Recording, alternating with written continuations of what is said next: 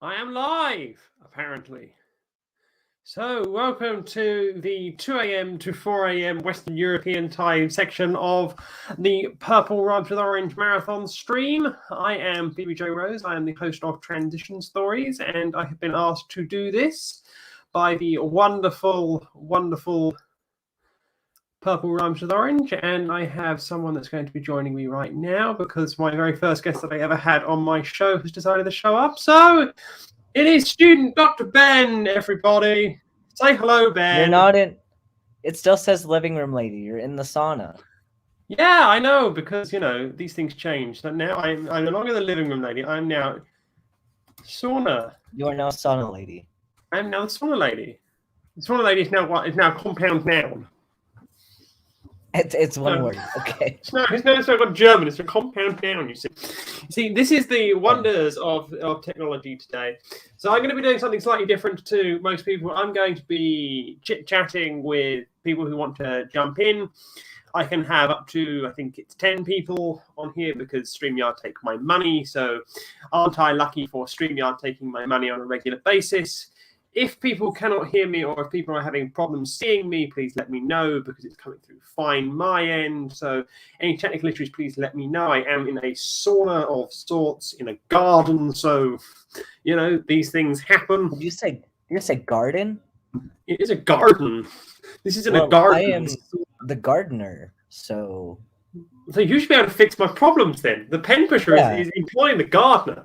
Where is the milking man when you need him? Yeah, well, I don't know, but he started singing again on who was it? Was it Diana's? Or no? Did she get DMCA'd? I do hope not.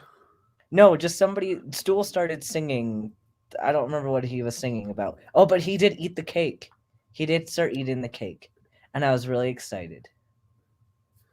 That sounds more than a little bit disturbing. He started eating the cake. But yes. He had this cake sent to him like 2 weeks before Christmas. It's one of those like Italian ones that's like in a tin. And he was like, I'm going to save this for Christmas. And I was like, Stool, you got to eat the cake. I made a video eating cake, sent it to him. I was like, I'm eating the chocolate cake, so you got to do it on stream. And he's like, yeah. He said he was going to do it on Christmas Day. And then I kept bugging him today. And then he finally opened it and ate some of it. But it's like a kilogram. It's a kilogram of cake. And he tried to eat too much of it and didn't feel okay. Well, not only the sugar, but just the sheer amount of starch that you would have in a cake like that is insane. Yeah. But yes, anyway, can I embarrass you? Sure. Okay, we're going to embarrass.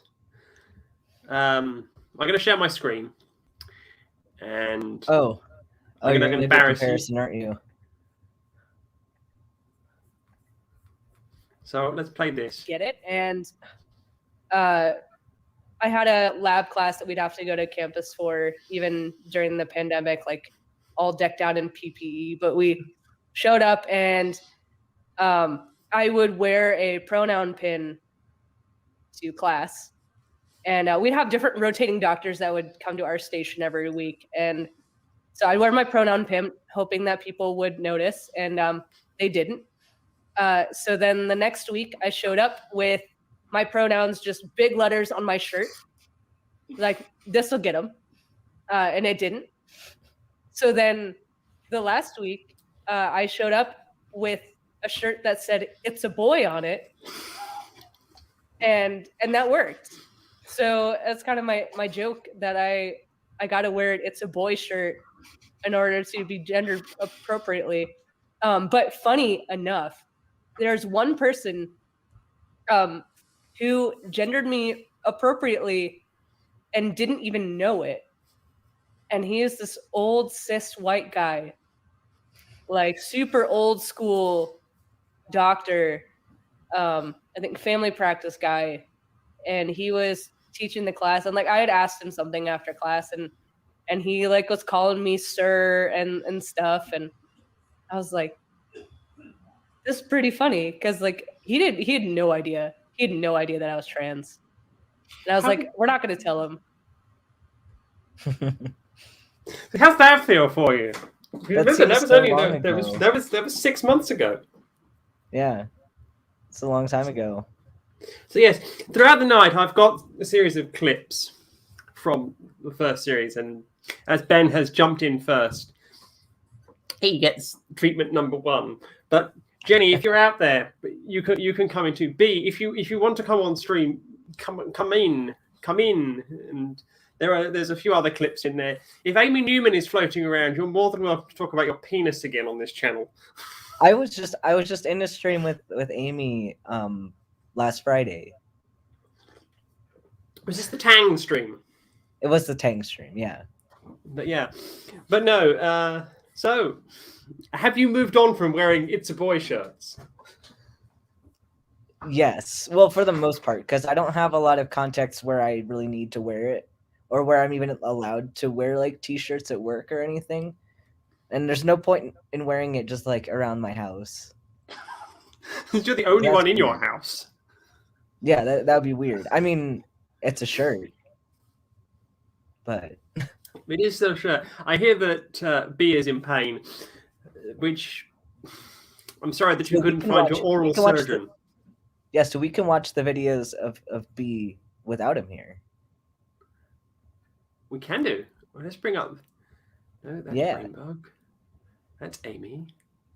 Here we go. Here's B. Here's B. So here's a slightly longer clip, but just from B. Let's share the screen. I'll share my tab. Go to B. We'll go to there. Yeah, so I don't know. I really feel like the only difference is going to be that, I mean, I already wear all guys' clothes. The only female thing I have in my entire house are sports bras because they don't sell those in the men's section. If they did, I would buy them in the men's section. I don't buy anything else from any other section but the men's section except for my That's an idea. That's an idea. You could make sports bras aimed specifically at trans men. Oh, they already do that. Are you talking about like binding? For binding? No. You said if they were in the men's section, you would buy them.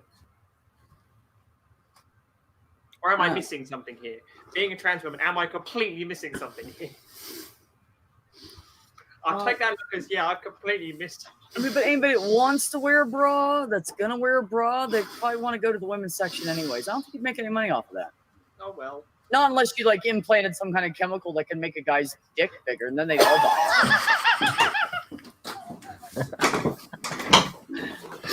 it. The cock grower 101. Need a bigger cock? Gut man boobs? We have the solution for you.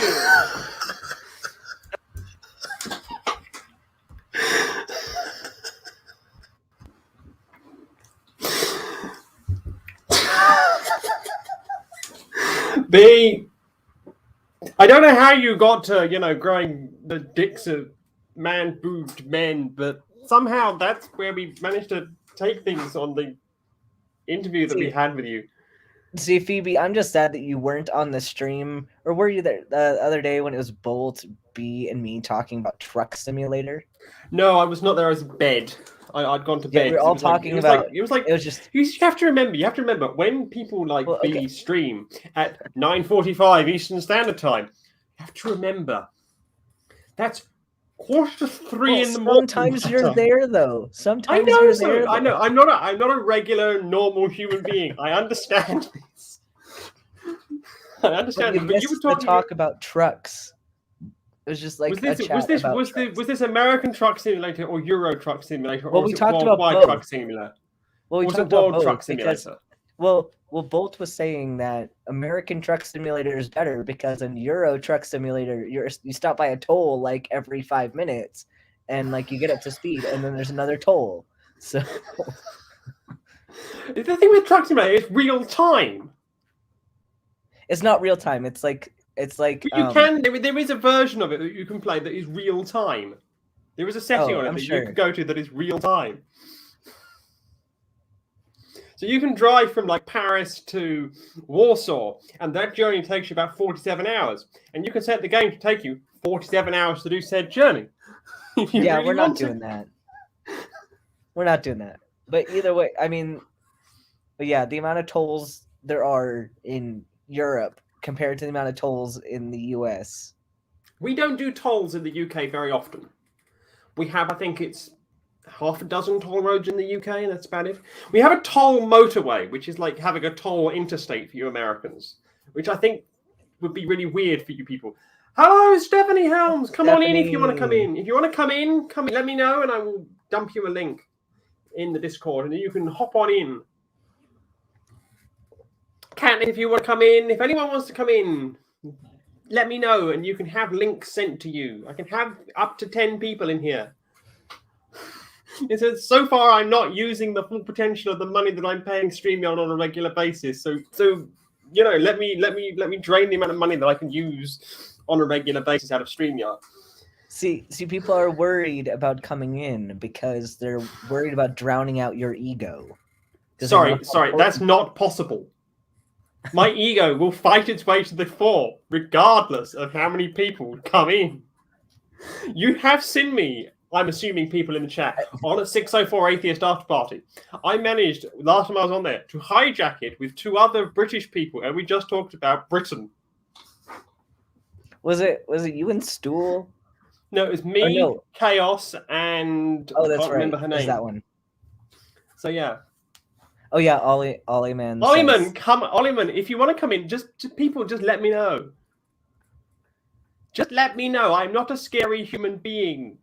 Not a scary human being. Your ego is, though. Your ego's very scary. Really? Are people that intimidated by my ego? I mean, yes. Seriously? Do I need to tone down my ego? No. Yes! I like it when people are scared by your ego, but don't you dare tone it down. Just don't. Yeah, where's Stool at? Like, can we get Stool back in here? Yeah, if we can get Stool in here.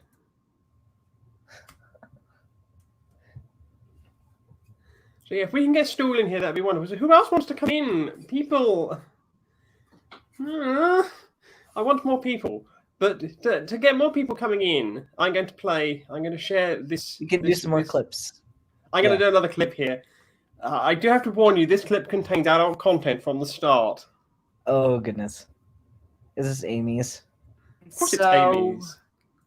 The last story that I really have to share, because the bisexuality was a slow grind.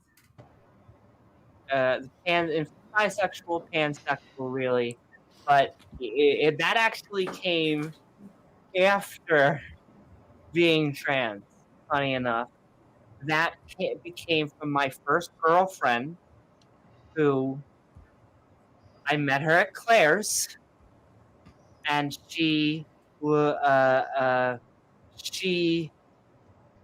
I got my ears pierced, and well, she was like, "Hey, we don't really do boys' ears piercings. This is my first true outings as being transgender." I'm like, no, good ma'am.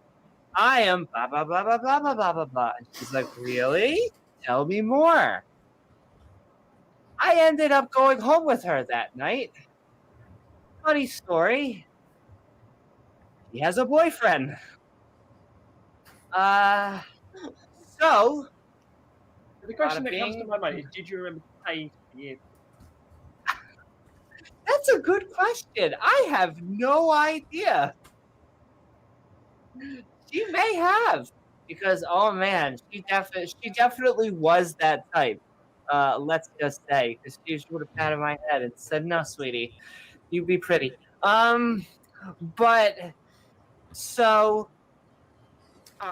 and so she sending love out to. Sending love out to, I'm not even going to say his name, sending love out to his guy was Hippie. We'll just say his nickname was Hippie. And this guy turns out had a penis. Funny enough. And I had never really, except for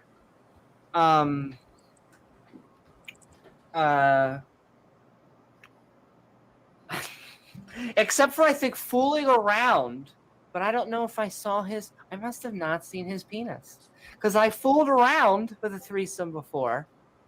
That's how I kind of lost the V card. But I had never seen a penis, I don't think, until your own, of course. Well, you say that exactly. I did see. Well, here's the thing. You're right. I had seen my penis, but I had never seen another penis. Never seen another penis, and I was like, "That looks different. Why does that look different than mine?" Because his had a hole on top. And I soon learned out that is where the hole is supposed to be. I didn't know that. And so it turns out that my penis, whatever you would call it, it's a feminine penis. The head opens. It's mine. And it opens, and it has these little flaps, and I have 3 holes. And 2 of them are non-functioning, and 1 is. And, It'd be a bit disconcerting if none of them were functioning. that would be the worst. There are holes in my hands, and now I just need to... Or if all of them are functioning and just really... Well, there are other animals that have That things would like have that. also been weird. Exactly if it's just like 3 streams. And so, yeah. And so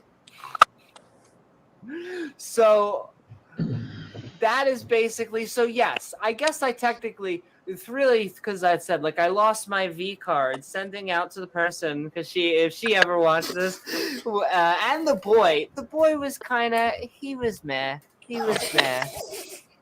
But then it was a good experience anyway. Shouting love out to the girl. And have to call. But then actually seeing a penis, sending love out to Hippie for really seeing that. And so I've come to love my genitals and my sexuality. I feel like I have unique set of genitals. They're Amy. It's not male, it's not female. My genitals are Amy. And I love being a transgender woman. Woohoo! It feels fantastic. Amy Newman, everyone. I love her. Happy love her so Christmas or happy Boxing Day. Hello, new people All who y'all. have joined. Hello, happy new people who have joined. Wonderful new people. I swear I had a 7th person, but they dropped out again. I swear there was a 7th person. Chaos, do you want in? Okay, I do not know this Stephanie next to me here. Stephanie, meet Purple. Purple, meet Stephanie. Please introduce Purple. yourselves. Purple, you rhyme with orange. That's cool. Well, my How are companion kept saying that nothing rhymes with purple and nothing rhymes with orange, so by default they must rhyme with each other. Purple. I need a rhyming dictionary. Orange is tough. Orange is, according to my English teacher, orange is one of the few English language words that has no rhythmic partner. Yeah, I had Maybe. found a list that there were 5 that had no rhymes, and it was purple, orange, silver, and I forget the other 2. Phoebe, put my comment on the screen. Well, of course you are. I'm so sorry. Look, I need Sorry, 3 more Ben. people. I need 3 more people. Then we can do Hollywood Squares and have student Dr. Ben in the middle. Tämä ei korostu. You need 3 Okay, more so women. Stephanie, about you. What do you do? What do I do? Stephanie gets I'm in a boat and professional hopes not to sailor. sink. Ah, I'm a sailor, hence the chart. I'm a Okay. professional sailor and sailmaker is what I do. I'm as Ben obviously noticed that. Yeah, I'm one of those trans women. I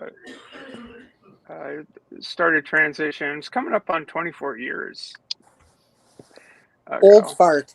So yeah, old fart. Exactly. Well, good. You can teach me. I just started transitioning this year. Oh, you've got to. It's an interesting journey. It's all good. Mm-hmm. Now, Student Dr. Ben is in the middle. Yeah. Hey, Chaos. The only trans man in the room is center square. Hey, all right. Hello, Chaos. Hello. Introduce yourself if you haven't been introduced before. I don't know how to introduce myself beyond hi, I'm Chaos. I use she, they pronouns.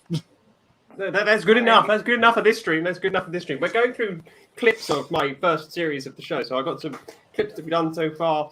So going around the horn, we have Stephanie, we have the crazy cat lady that is the wonderful Lavender lady who is a season 2 guest. We have Jenny who is a season 1 guest. We have the wonderful Student of Ben, who is the very first person that I ever interviewed on my channel. We have Purple, who was the season 2 premiere, and we have Chaos, who has also been on my channel. So Stephanie, when are you coming on?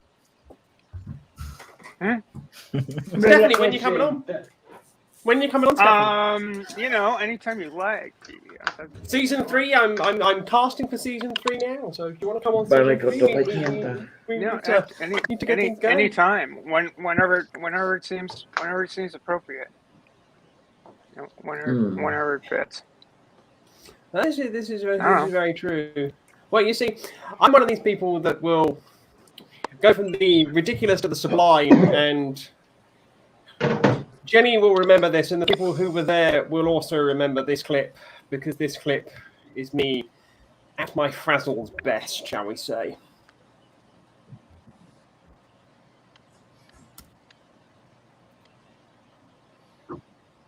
Hello, everybody. I'm late. Yes, it happened. Yes, life happens, and I apologize to everybody. But I particularly apologize to my wonderful guest today, Jenny. I want to thank everybody in the chat who has turned up and has waited patiently for this frazzled, loony Brit who is 12 minutes late. I do apologize. I really do apologize to Lavender Lady, Dog, Odd Tech Fam, Student Dr. Ben, and everyone else, Dave, a lot in there. I apologize to you all. Hello, everybody, and welcome to the campfire that is Transition Stories. With me today is the wonderful Jenny, and would you like to say a few words about yourself? No, not really. Hanging out today. How are you? Hot, bothered, stressed, late. Okay, take a few deep breaths. I'm perfectly comfortable with this starting this. Don't worry about it. So yes, whilst I try to get everything to work as wonderfully and as perfectly as possible every time, not everything works in that fashion. And as I said, I was 12 minutes late to that one, and it was a bit like, Yeah, sounds like a bit of pure hell. Oh my God, I forgot! Oh shit! Oh no! I don't remember any of that. Can I watch a stream? I want to watch one where Phoebe and Stephanie both do that. It's coming up. Just stay tuned. It's going to happen. Something is going to happen. It will happen. Don't you worry. It will happen. So, an around the horn question for everybody here who has been on my show. Why the hell did you come on my show? What made you want to come on my show? Starting with Ben, as you were the first one. Let's go with Ben and let's work chronologically out from Ben. Well, I mean, I knew Phoebe wanted to start doing it. So I was like, I'll help you out. So yeah, any other reason apart from that? Did you want to sell yourself, shill yourself? Well, I like Phoebe. Well, that's nice to know that people actually like me. Fair enough. And do you like me for me, or do you like me for my ego? Just your ego. You see. This is the joy of me. This is the joy of me. If you like me for me, then you're a strange human being. If you like me for my ego, then you're the sensible one amongst us. Then you're the really sensible ones amongst us. So, Jenny, why on earth did you come on? I have this thing for English women. Is this just going to be people hitting on me? Is this just going to be people randomly hitting on me and my fiance later going, that stream you did? Could you like I we have a figure chat about that? From 6,000 kilometers, it's pretty safe. So well, yeah, my fiance is 5,000 kilometers away, so you know. But no, yes, I heard that you're pretty good at this stuff, and so I thought I'd give you a try and see if I couldn't rattle you to death. And apparently I did. But your show did teach me one thing that's very important. Don't ever wear anything sleeveless. Just don't. Is it me or you that was wearing something sleeveless? Who was wearing the sleeveless? I was.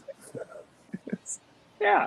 Oh, yes, you were, because I've worn sleeveless. I've worn sleeveless multiple times with multiple individuals. Like I was sleeveless with Ben. I was sleeveless with B. I've gone sleeveless many a time. I could go sleeveless again. No, I'm about to go sleeveless. Look, I'm just going to go sleeveless now. Yeah, but your arms don't. Your arms don't weigh 100 pounds apiece, so you're safe. I just posted on my Twitter a shamelessly sleeveless photo of myself, not last sailing? summer, but the summer before, sailing. Yeah, driving and trimming at the same time. It was in a double-handed regatta. It was pretty fun. So, Chaos, why did you decide to grace my stream with your presence? Because we'd been on a couple of streams before, and you offered, and I was like, "Fuck yeah, that sounds fun." See, these are all very good reasons as to why to come on my stream. Because apparently, these reasons are things that I didn't know. People just love me. I mean, my ego is loving this at the moment. Well, I mean, for context, my ego is now pushing the sides of my sauna, and it's getting to the breaking point if it gets much bigger. You are ridiculously lovable. So what the fuck?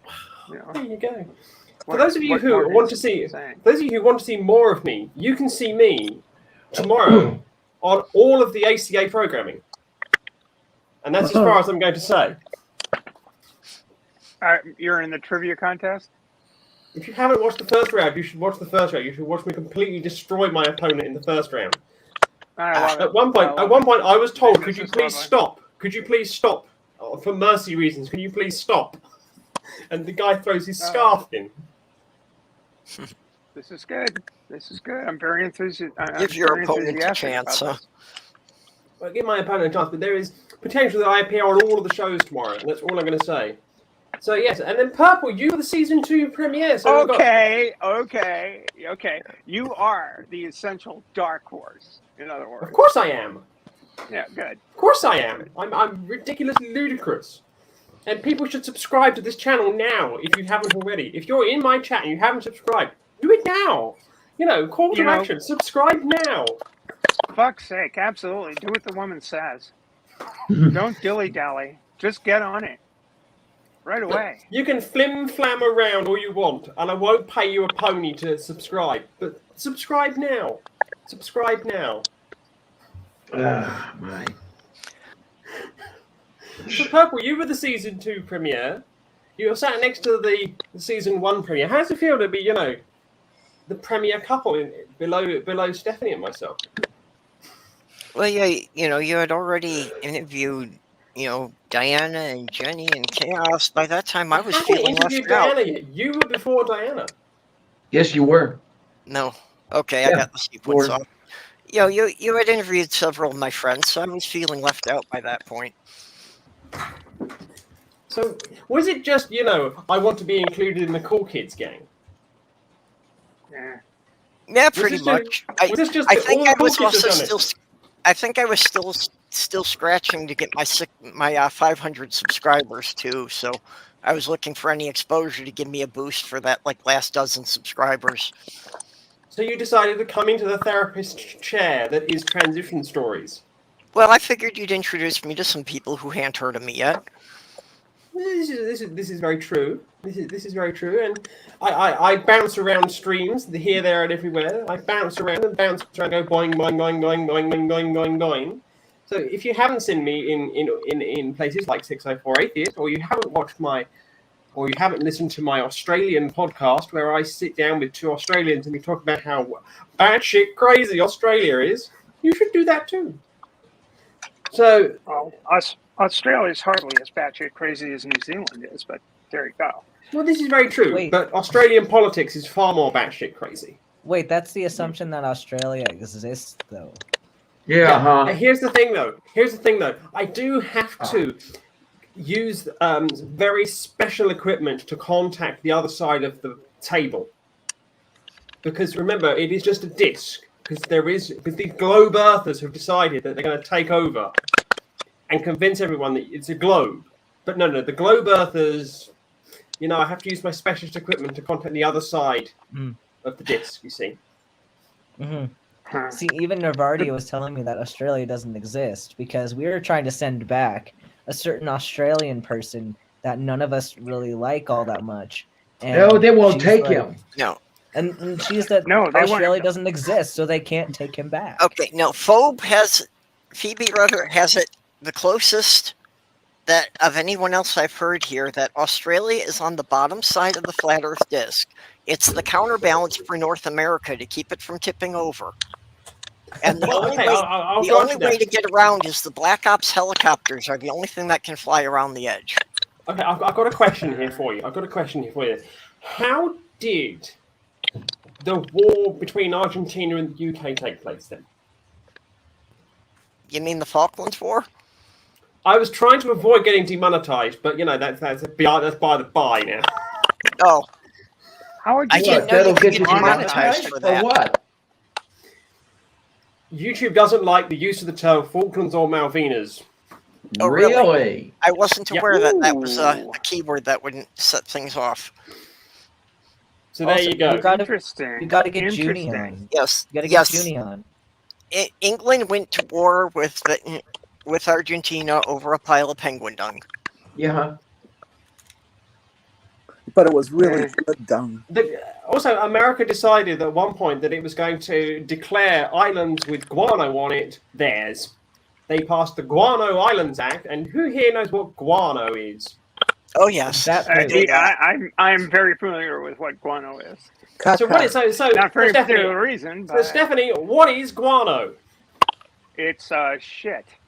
It's literal batshit. Yes. It's actual batshit. So the American Congress passed the Batshit Act. Let that which set the tone for the remainder of The American Congress has passed many batshit acts. Yeah, but the very few of them were literally the Batshit Act. The Guano Islands Act was the Batshit Islands Act. Specifically, the U.S. Congress was concerned that some South American country was going to get all the good batshit. Mm-hmm. Yeah. And there are Phosphates, still basically. disputes today. Yeah. But yes, there are still disputes today.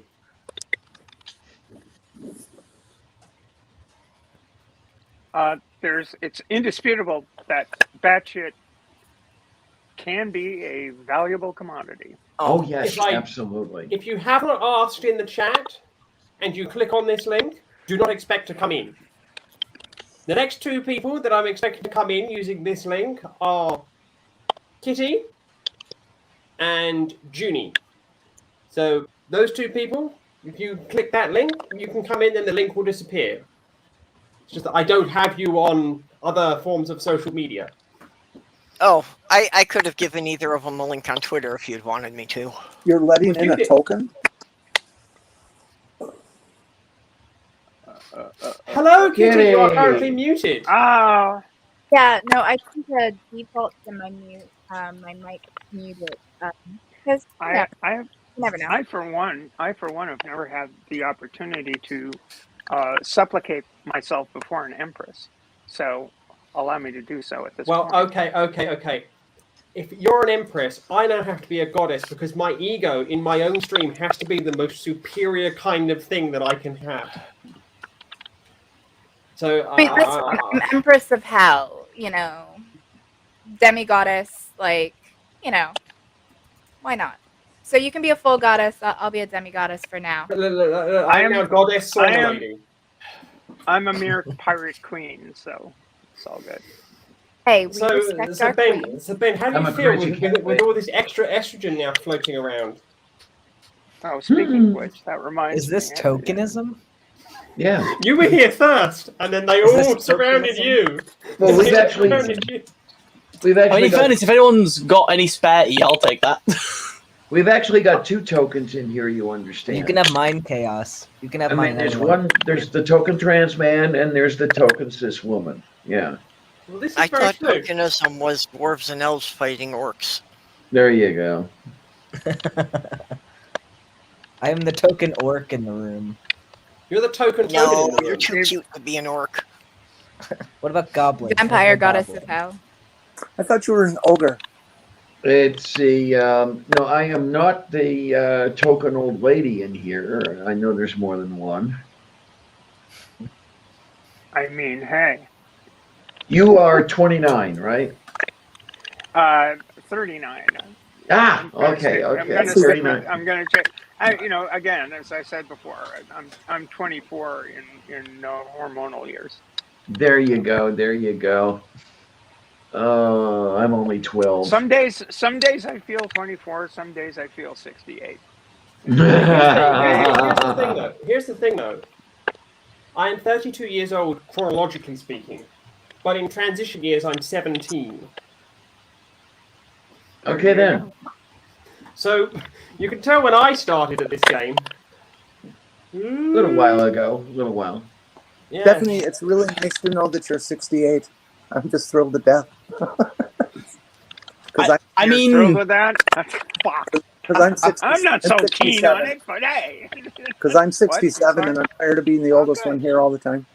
Yeah. But my hormonal age is 42. I just started transitioning this year, and I turned 57 over the summer. That's a halfway to 114. It's never. It is absolutely never, ever too soon or too late.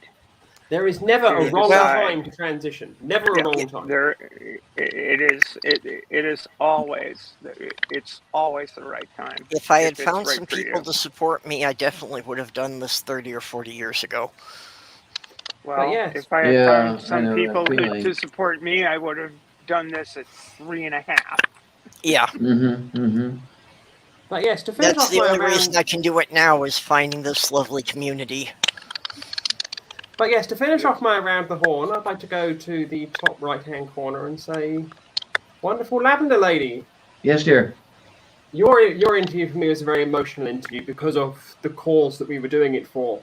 So I'm gonna make you a big screen in a second, and I'm gonna ask you if you can tell everybody why it was such an emotional interview and what it actually means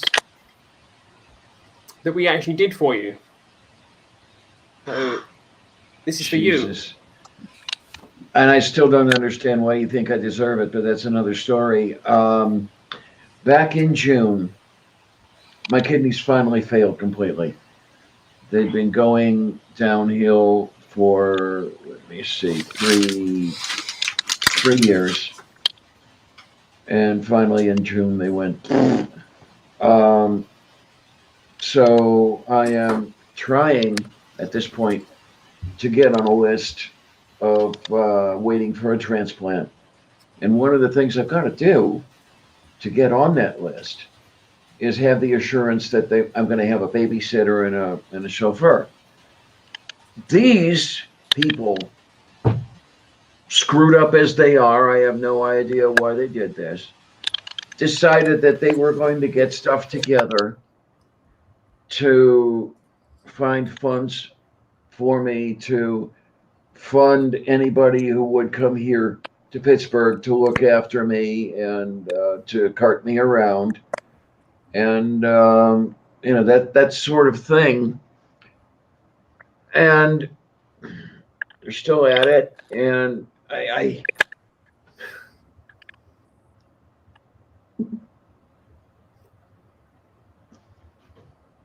We love you. We love you. Why? I don't understand why. But thank you anyway. It's because we care about you.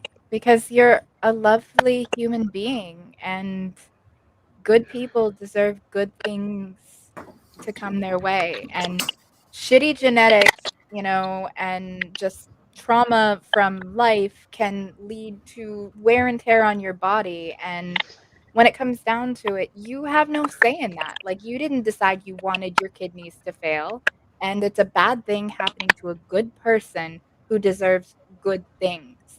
And I don't ever want to hear you say that you don't deserve it, or even imply that you don't deserve it, because you abso-freaking-lutely do. I don't understand, Full but that's, I don't get it. Oh well. What are you gonna do?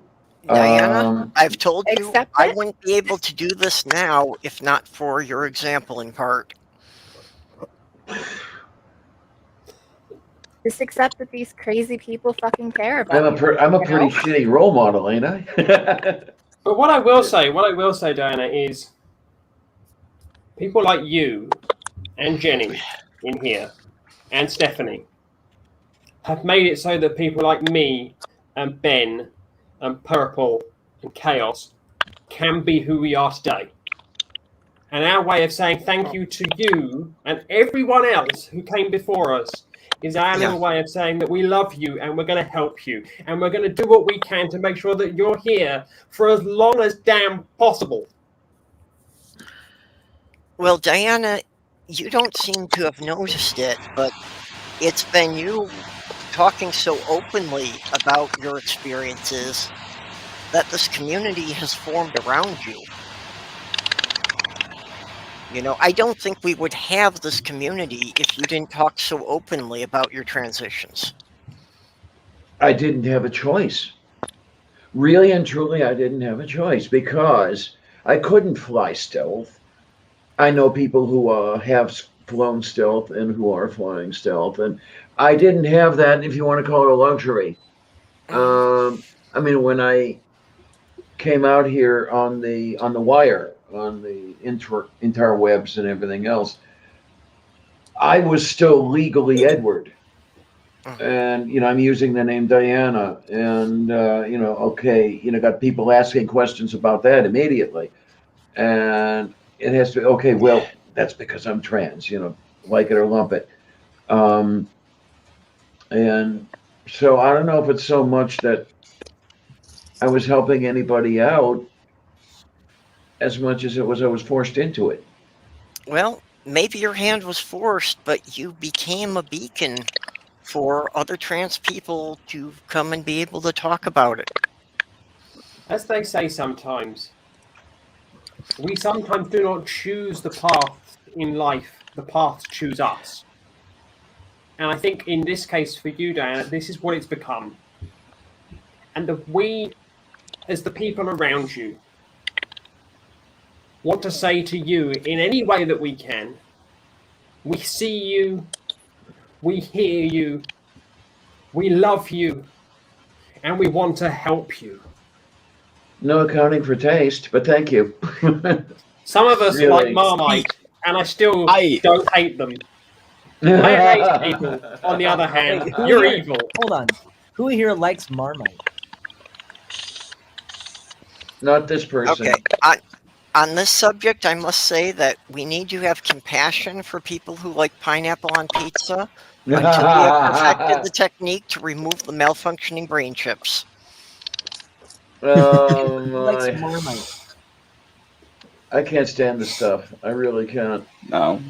I've never had it.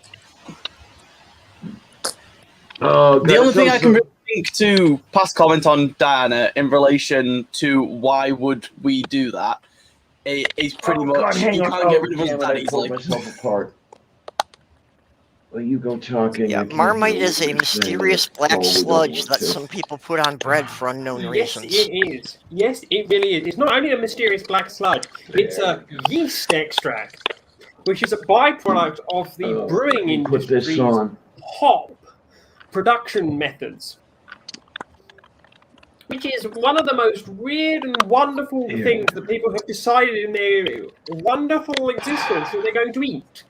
They're doesn't smell very nice. It doesn't look very nice. It has the viscosity of what I can say, the remnants of a bad curry. It is grotesque stuff that should just be eliminated. Damn it. So it is literally the sludge left over from making beer. Yes. So Okay, that's it's better. what's left over once you have all the yeast is used up, and then all of it is removed. It is just this black sludge that is left at the bottom of the fermenting barrel. Oh, you're still talking about wanna Marmite, know- yeah. I want to know who first saw that and said, "Let's eat that." I mean, Here's another I'm thing, though. wondering. In the UK, we also sell a product called Bovril, which is a similar product, but it is beef extract instead.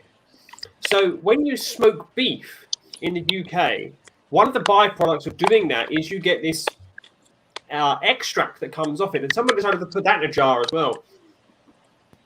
Yeah, Well, it's, see, it's what really happened was that Americans came up with Spam.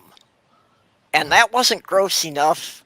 The Australians had to one-up us with Vegemite. So then the UK said, hold my beer, and created Marmite.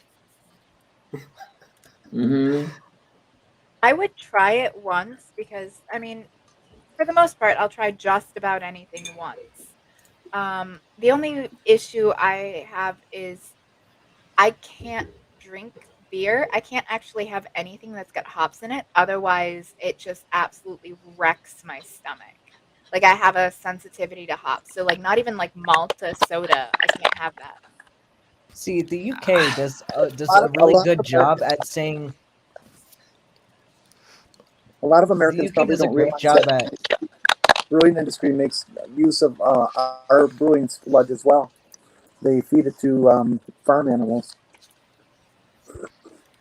Let's So- see, the UK does a really good job telling everyone to hold their beer because, like, you have all these other cultures of, like, this amazing, like, seasoned food, and then the UK happened, and they're like, here you go. There is a- and then, there is a- and there here's, is a- okay, and then I'm I'm going to gonna blame cut you you off all just here for a because second. you came, no, hold on, because you came before the US. So while I agree that the US has, like, 2 seasonings of salt and sugar, we came after England, so it's your fault. But what I would say is that there was a former president of France known as Jacques Chirac who said, there is one thing that I will say for the British. They are not the worst people at cooking in Europe. That title goes to Finland. So apparently, according to the former president of France, Finland defeats the UK. What I'm going to ask everybody now is, I'm going to move on to another clip. Okay, wait, I have to address that because I am half Finnish.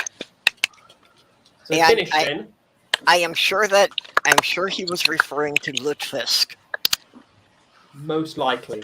You know, which Most for likely. anyone who doesn't know is a fish that has been soaking in lime that you try to wash it off about 6 or 8 times and then cover it with a disgusting cream sauce. So I'm going to move on to... I also...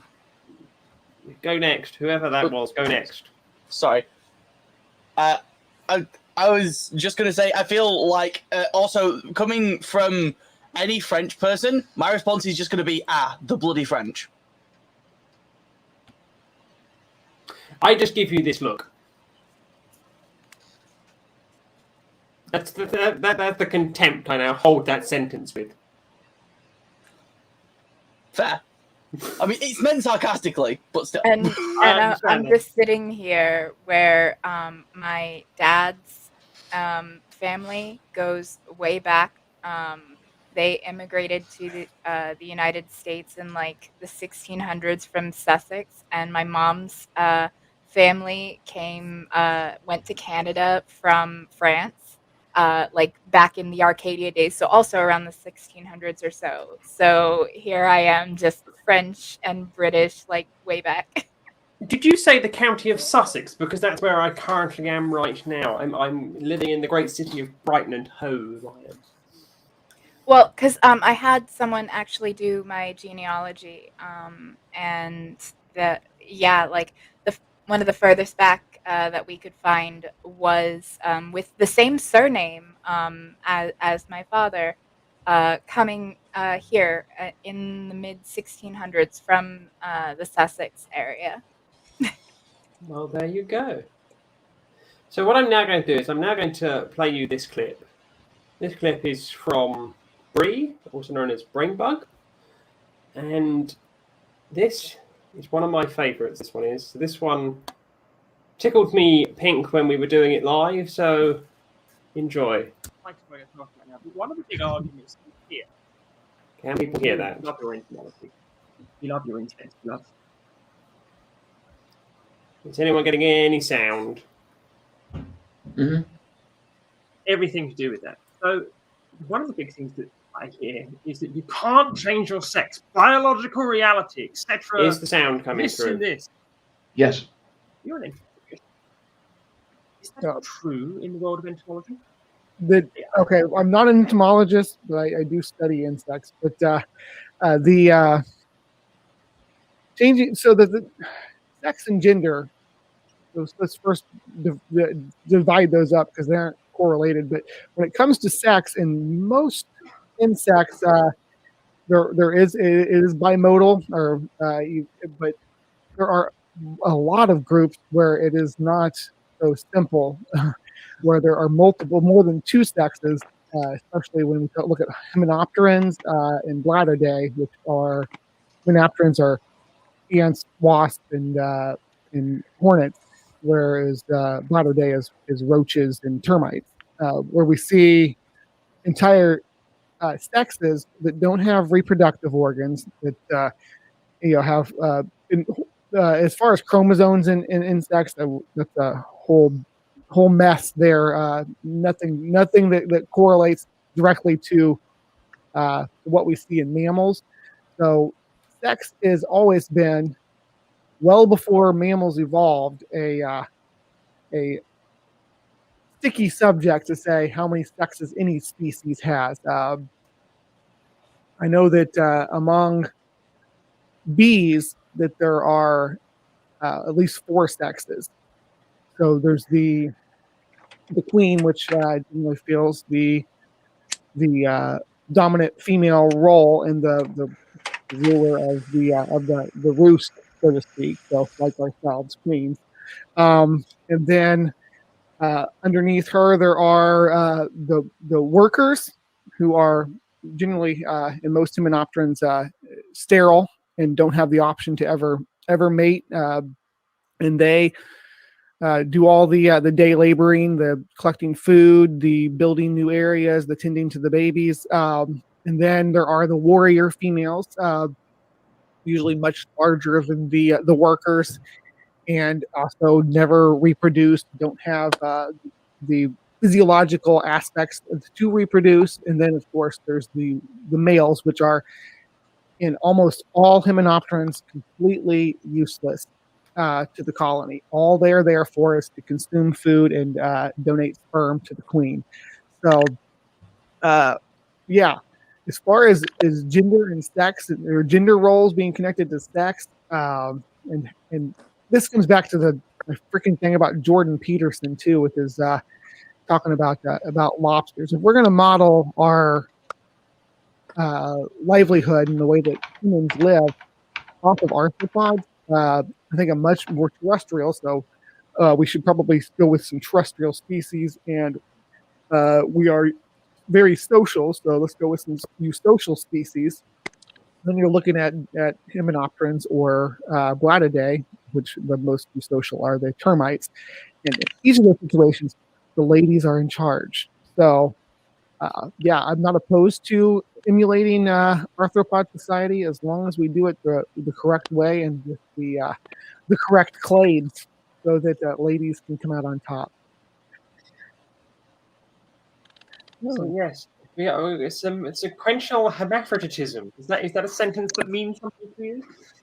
Sequential hermaphroditism. That is like what you see in clownfish, where the male will when its female mate dies, it may lose its male reproductive organs and activate female reproductive organs. Ox has got some other species that practice that as well. It's really a natural transition that they go through based on ecological pressures. If there's not enough females in the environment, they can flip it over. If there's enough females in the environment, you may see generations go by with no changes in their reproductive function at all, and then next thing you know, a natural event happens that changes the ecology and throws that out of balance. Some of those males will become females and become sexually receptive females. So it's very normal in the animal kingdom. Again, this is all transphobia is all recycled homophobia, and we have heard these same things, same arguments that homosexuality was unnatural, and we've pointed out that these birds and these bonobos and these beetles. I just did a video about gay beetles. I actually had some gay beetles getting it on right here on my desk in front of me just weeks ago. It's pretty hot. Were you filming those gay beetles? I was, yes. And that's going to be released here in a couple weeks, so keep your eye out for that. When it does drop, let me know, and I will stick it in the description of this video. Yeah. So with the gay beetles, I actually had a male and female beetle, stag beetle, and they wouldn't mate.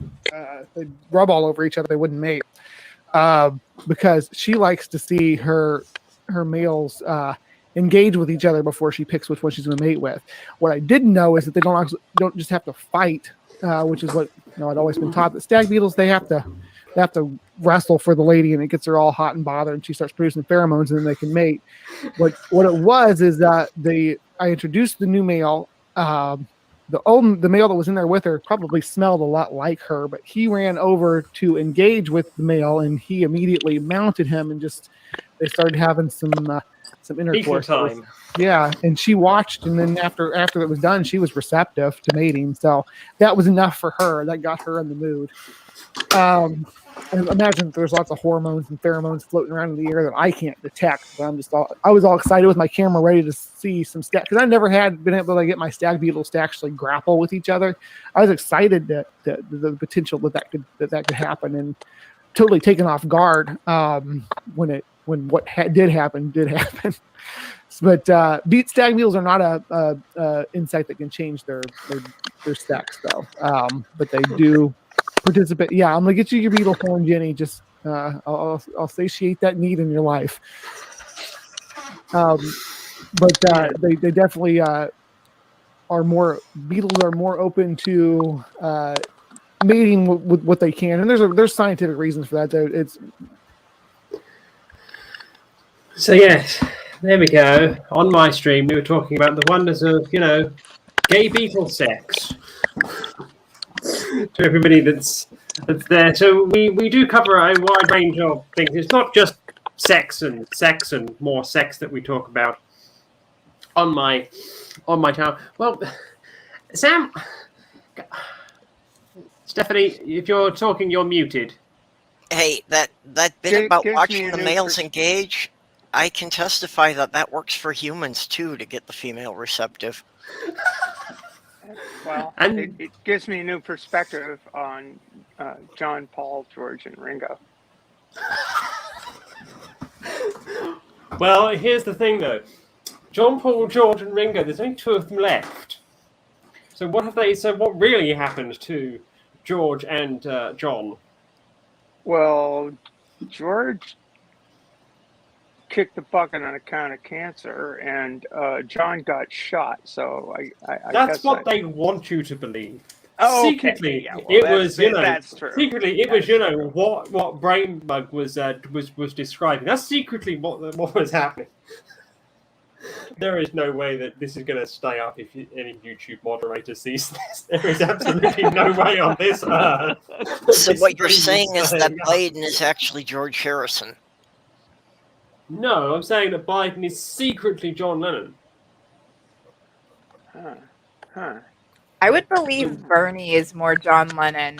Now, here's the thing, though. Trump was secretly George Harrison. What? Okay, the only part of this conspiracy I know for certain is the Magic School Bus was actually the yellow submarine that John Lennon had willed to the school.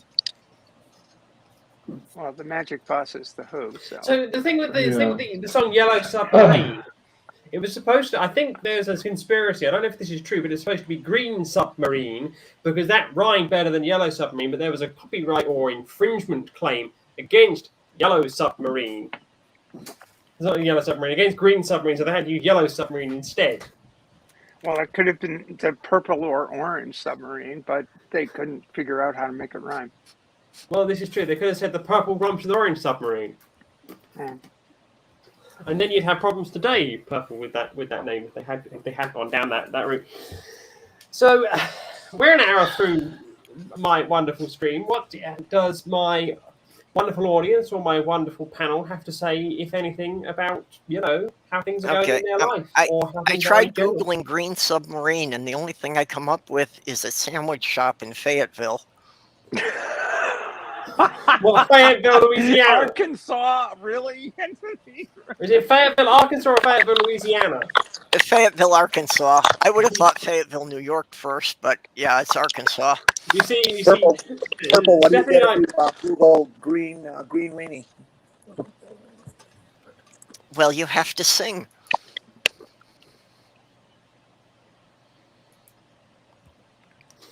That's just the way that it goes some of these times. I don't even know who's following me. So I was supposed to, at the top of the hour, I was supposed to plug the person who's coming next so that we can, get this person ready. Okay. Who is next? GeoSam is asking, did the Beatles consent? And I'm not sure if he's referring to John and Ringo or if he's talking about the ones that Bree was talking about there. I think Bree's Beatles because, filming somebody getting busy without their consent would be a breach of decorum and laws in several jurisdictions. Oh, yeah. Another pro tip. Consider, though, is that when it came to the Beatles and what they were doing, would they have done this regardless? And was there an expectation of privacy as to what they were doing? Yeah, well, another pro tip, if you're going to hire somebody for sex, make sure you've got a camera going. Because prostitution is illegal. Making pornos is not. In the UK, prostitution is not illegal, and making pornos is not illegal. The solicitation of somebody for the purposes of procuring sex for money is illegal. I mean, at least it puts the onus on, someone other than the sex worker. But I don't know. I personally, believe that we should focus more on decriminalization at the very least, or legalization and regulation, at the best. But that's just me. It'd be safer working conditions. Yep. As I understand it in the UK, prostitution isn't illegal, but brothels are. Yes, running a brothel is illegal, and living off the profits of prostitution is also a no-no. Because there was the famous case that was a very transphobic case where a trans woman lost her council house, so lost her Section 8 housing, as it would be in America, because at the time there was no legal recognition of a change of sex or gender. And so she was declared as a man, and because she was declared as a man, she was therefore declared as a pimp, living off the proceeds of prostitution, and therefore was carrying out an immoral act, and therefore was in breach of her housing contract. Right. I mean, but if she had been a cis woman or a trans man, would have not have covered by that, because it said no man shall live off the proceeds of someone who is a prostitute. Well, and that does address what I've always said was the problem, that, most of the issues they talk about with prostitution aren't with the prostitutes, they're with the pimps. That if we made prostitution in the U.S. legal, that the prostitutes could report their pimps for being abusive. That would eliminate most of the problems right there. Absolutely. And you could allow them to have clean, safe brothels that, I mean, they could even be like co-ops, you know, where all of the girls are, you know, but this is my inner socialist. But regardless, you know, have STD screenings, contraception, healthcare, background checks on any clients that come in, all in an effort to keep the workers safe.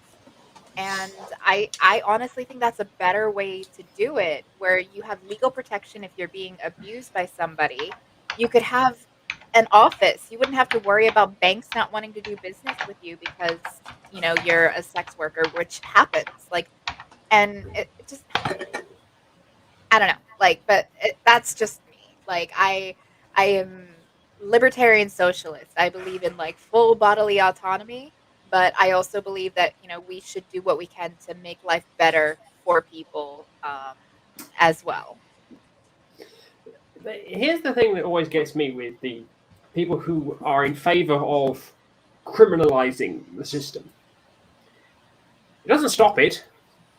It doesn't stop the crimes that are associated with it. And it doesn't stop the murders and the assaults and that are associated with it. I have to stop myself saying that word because that's another trigger word. The R word, I can't say that one either because the YouTube algorithm really dislikes that word. Really, really dislikes that word. But yeah, the YouTube algorithm keeps getting triggered by Bionic Dance because when she says rate with her accent, it keeps taking it to be that other word. Yeah. I also got in trouble when I said, has anyone seen the TV show Rake? With a K. It didn't like that either, apparently. He didn't. I think that was on your but stream. you just did it again. Diana. What? I know, but it's my stream, and if this stream's in trouble already. This stream was in trouble from the start. I was using clips from my own show, and it's going to say, but that's a DMCA violation. It's like, it's my own damn show. I mean, just to continue on the point that you were making, yeah, it doesn't stop those things from happening. All it does is remove any recourse that those victims have because they can't go to, you know, the police and say, hey, this thing is happening without outing themselves as committing a crime. Yeah, they would get arrested for reporting the abuse. They would. And here's the thing, though. There was a case in Suffolk, in England, a few years ago. And one of the big takeaways from it was that there was a man who was going around, he was strangling prostitutes in the back of his car. And what somebody said is, if this had taken place in a brothel and they weren't streetwalkers, first person who did it to would have been the only person who did it to, not the 6 people who came after her. Because it would have been in an environment where they would have known who he was. He would have only had access to one person, and the first person he did it to, he would have immediately been arrested. Yep. So, for the same reasons why people are saying that marijuana should be a controlled substance, it's absurd because you're creating criminals out of young people, you're preventing people with a medical need from accessing it, and why should I be prohibited from growing a plant? It's just a plant, damn it! It's just a plant! Well, and it is literally a weed that will grow on its own if the seeds hit the ground without you doing anything. I heard a very good description of the word weed when I was in biology at school. The definition that I was given of a weed was anything that should not be in a certain area that is growing in a certain area. Mm-hmm. Yep. So somebody said, if you have your prized rose bush in the middle of a wheat field, that prized rose bush is a weed because it shouldn't be there. A weed is any plant that will grow without human assistance. Or grows in a place where it shouldn't be growing because the example I had previously given. Yep. Well, yeah, a weed is a plant that's growing somewhere where you don't want it to be growing. Yeah. I think one of the main reasons, like in the United States, like hemp used to be very big business. It was used for paper and rope and all kinds of textiles. What I'm going to say is hemp rope is incredible as a versatile bit of rope when you're using it in places like, especially in the garden when you've got decking. Hemp rope is wonderful. But right then, up to you know, World you War got the II, lump- a lot of the military equipment, a lot of the rope and tents were made from hemp. But then I believe, if I recall correctly, part of the reason why they shifted away from that was like the lumber lobby. Like they wanted to make even though hemp makes better paper than wood does, uh, they basically wanted to use wood for that because you know it was more money for them, and you know it contributed to climate change because deforestation definitely didn't help. Whereas you have a weed that grows rapidly and easily and requires almost nothing as far as you know investment into it for it to grow. It is like bamboo.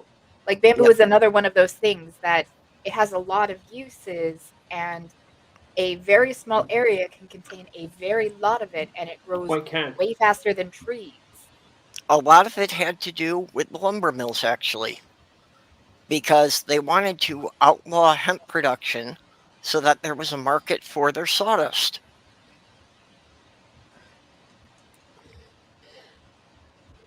And then But add yes, to that later on the pharmaceutical industry not wanting competition for their pills and tinctures and potions.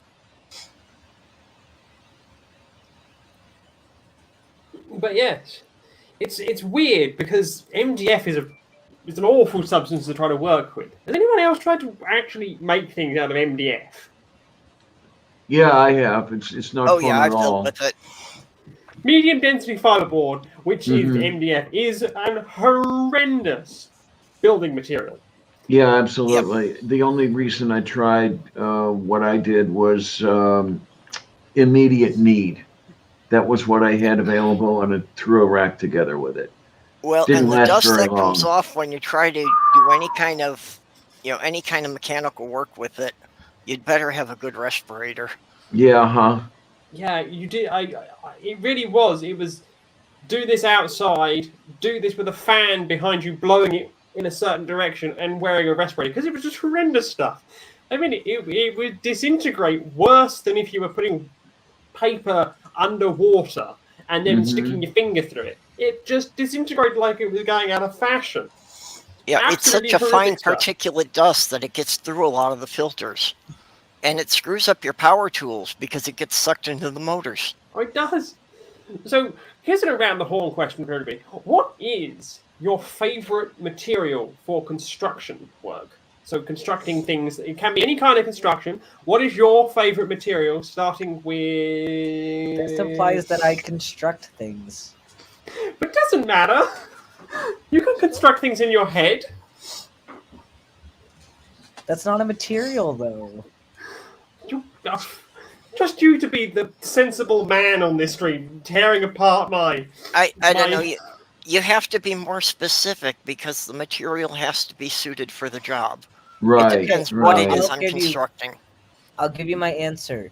Legos. Okay, so Ben has started with Lego. So what do you like with your Legos?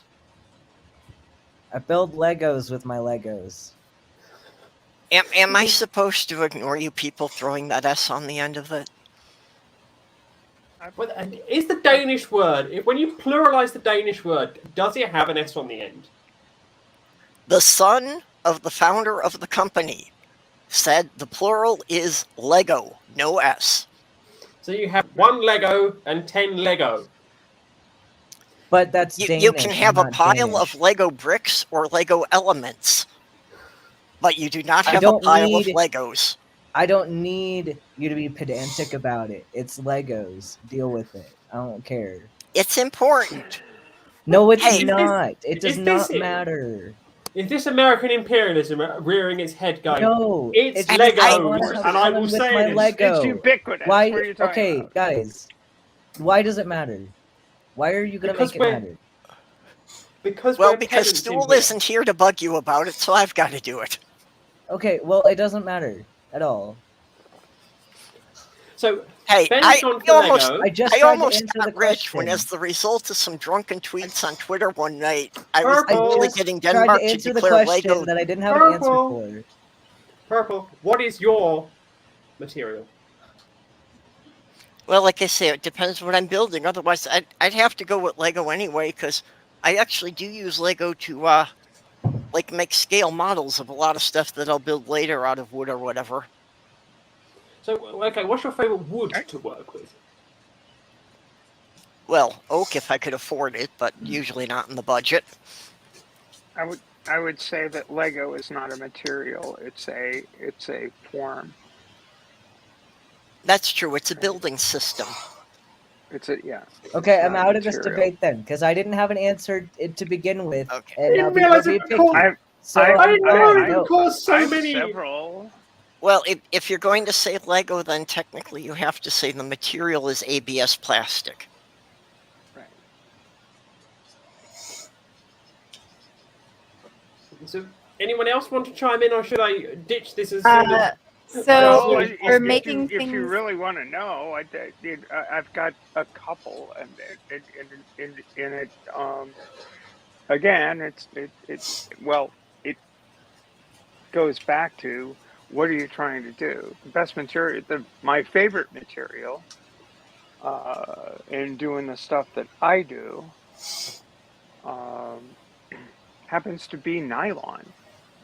Strangely enough, because you can make wonderful things out of nylon.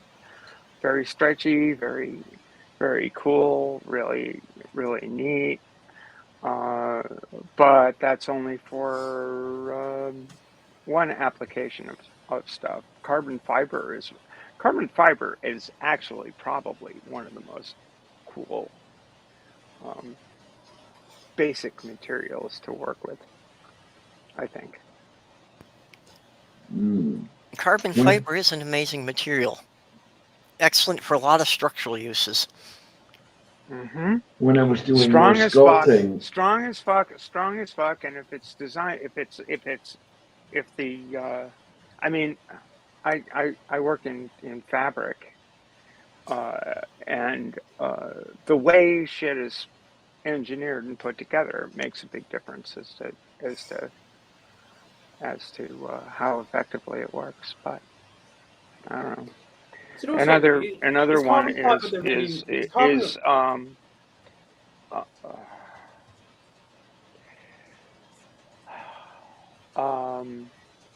like things like Dyneema and Spectra and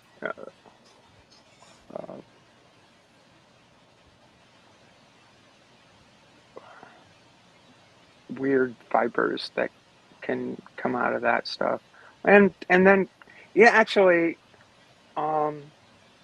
just plain old cotton is a pretty cool fiber to make shit out of. Well, Yeah, I was gonna say cotton. Like I do a lot of sewing, and cotton is one of my favorite things.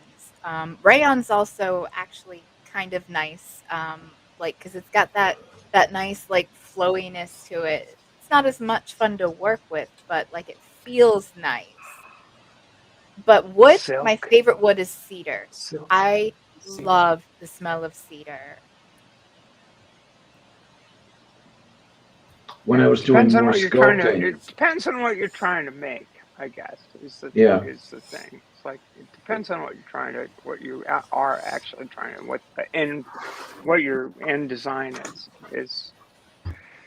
when I was doing more sculpting, say 35 years ago, I loved working in red oak. It just felt right, it looked right. Dull your tools in a hurry. But other than that, it was an absolutely beautiful wood.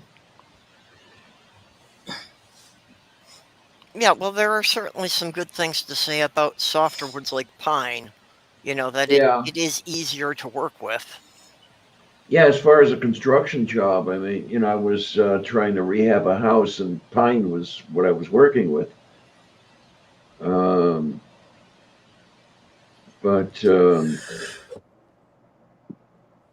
Yeah, oak, and as you said, Kitty, cedar is absolutely beautiful. So does anyone here pine over pine? Well, I actually do quite a lot of work in pine, mostly because it's a lot more affordable.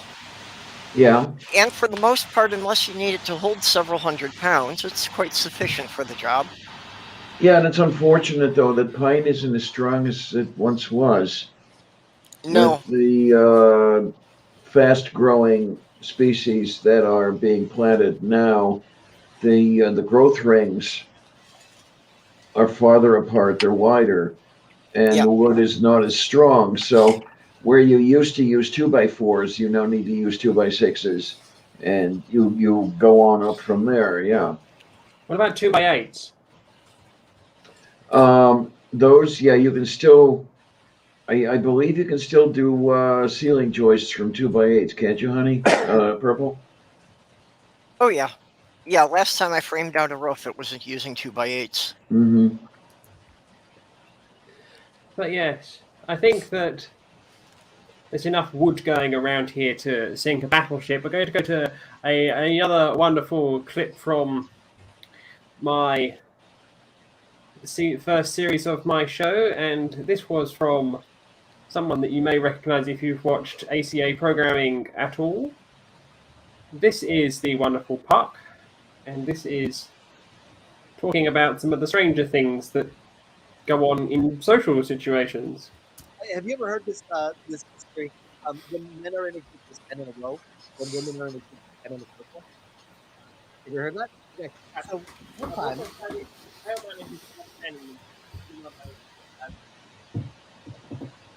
Okay. So I was my wife and I had gone to a friend's house where it was a number of couples over there. It was an outdoor meal thing that they were having.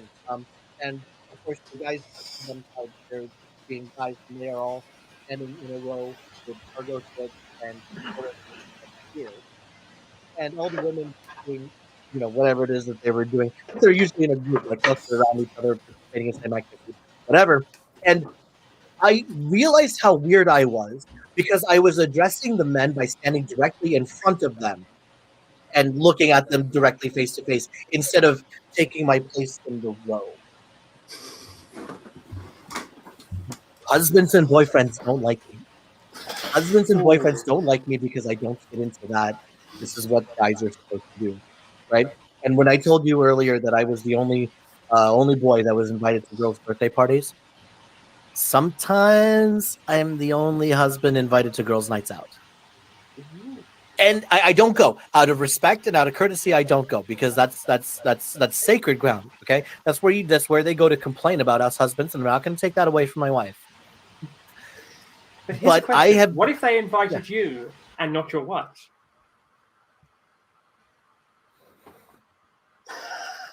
I'd be interested enough in going, but out of courtesy for my wife. That's her space. I don't want to take up her space.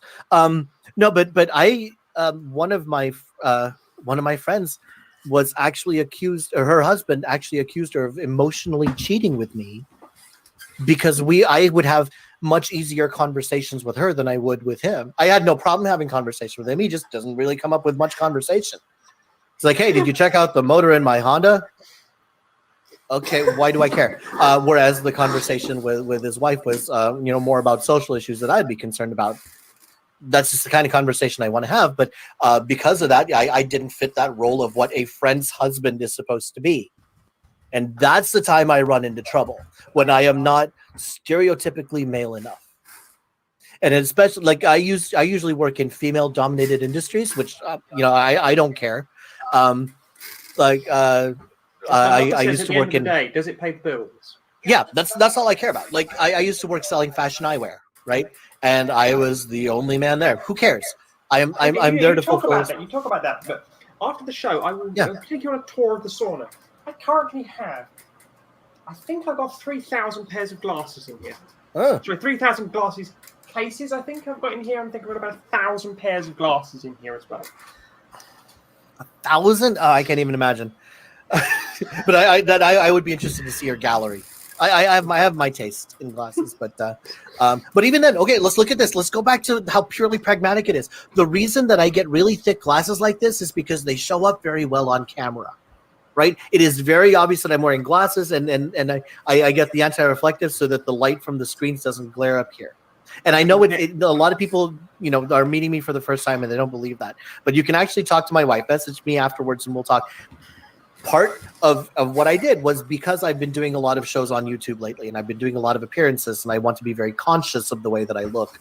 Not I want to exude masculinity, but because I have kind of a brand now, right? Like, people know this hair. I can take a picture of me just from the eyebrows up and people know who I am.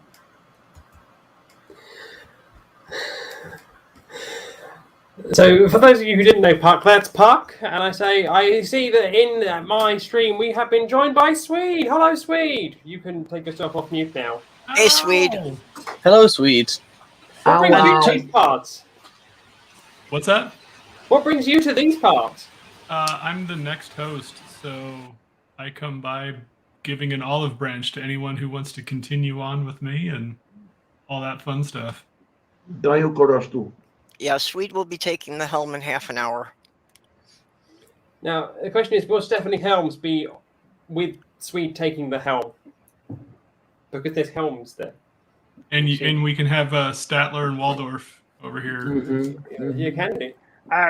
No retreat, baby, no surrender, We'll go. But yes, does anybody else do the glasses thing when they're on the internet? And does anyone else have a specific brand on the internet so that you can take a photograph? I need to go. See you guys. Alrighty then, Chaos. It's been wonderful. Okay. All right. Ciao. See you later. See you later. Yes, does anybody else have that? I have. I'm a wee bit vain. I'm a woman of a certain age. My distance vision is really, really good. And my close-up vision has been deteriorating over the years, which it tails into what my ophthalmologist, who I saw when I was like 27. I went to this guy, still a very good friend of mine, and said, "Look, Timmy, I think I need to be able to see stuff better because things are going pear-shaped for me." And he did the thing. He's an ophthalmologist. And he did the thing, did the test, did the eye test, and it's like, all right, what you have is sailor eyes. And I go, what are you talking about? He said, well, you can't see the marks as well as you used to, when you were in your early 20s and you've got 20/20 vision. I'm going to give you a prescription that corrects your vision to 20/15. But here's what's going to happen. When you get to about 45, you're gonna start noticing that you can't see things. Your close-up vision is going to start deteriorating, and your distance vision is going to start to improve. And damned if it wasn't correct. Mm-hmm. He was absolutely right. My distance vision is just fine, but my close-up vision is to shit. I need reading glasses now. It's like I can't survive without reading glasses. I can't read anything without reading glasses, which is a pain in the ass. But I can live with that. Mm-hmm. As And someone one thing- who's, here's a question for everybody else. As someone who's been wearing glasses for 31 years, does anybody have a greater percentage of their life that they've been wearing glasses? So have anyone here been wearing glasses longer than me in percentage of terms of their life? So I'm 32, and 31 years I've been wearing glasses. So it's... Okay. Oh, wait a minute. You started wearing glasses at a year old. Yeah, the first pair of glasses I got was about a year old. You got me beat then. Okay, no. I was in, I think, kindergarten or first grade when I first got fitted for glasses. Like, I am blind without corrective lenses. I use contacts because I don't like glasses as much, but I can't see the E on the chart. I know it's there because it's always there, but I dead ass What's your cannot prescription? see it. Because I haven't had glasses Oh, as long, but mine I are don't bad. remember. I don't remember. It's like Are you distance or are you a plus or a minus? So are you long-sighted or short-sighted? I'm nearsighted. So like if I get it like here, I can see it. You know, like it's got to be really close for me to see it, and even then, it's going to be blurred around the edges. Like anything beyond like right here, and no Yeah, thanks. my glasses prescription just hit a -9. Whereas The- I'm Okay, I'm a plus 10. I'm a plus 10. Yeah, In I this got eye, I'm my a plus first. 10. The pain in the ass for people who sail is with if you have to wear glasses, your glasses get you sailing along and a wave comes through and you get splashed in the face with salt water. Yep. And then your glasses are all clouded up. You can't see fucking shit. And my business partner and sailing partner for years, it's like he had astigmatism, so contacts didn't work. It was just it's like just a major pain in the ass. And actually, my current sailing partner has a similar issue. It's like I can't see what's going on. Wipe Wait a this stuff off. minute. Can't that person get fitted with toric contact lenses?